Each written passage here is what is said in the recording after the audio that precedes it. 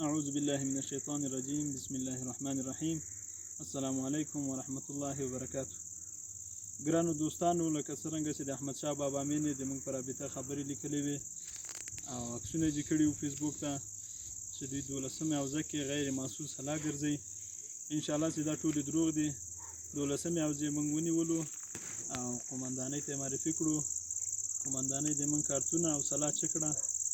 انشاءالله چې مشکل نشته پکې. موږ خپلو کورو ته راستنه شوي او موږ له حکومت ته ډېر خوشحاله یو چې دوی د امنیت په راوستلو کې دونه کوشش کوي.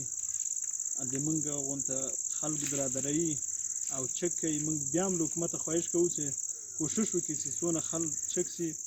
هر څوک غیر مسؤل د یو چا له نومه استفاده کوي او د ملک نارامه کوي او په هر مسلمان باندې دا فرض ده چې د افغانستان خاورې ته خدمت وکړي.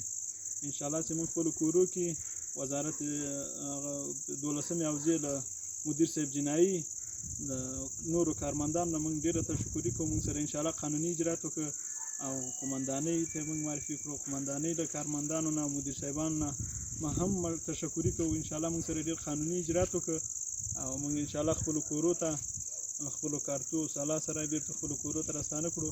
موږ له حکومته خوشحاله انشاءالله چې تل د افغانستان کې یو تلپاتې سوله راولي. او السلام علیکم ورحمت الله.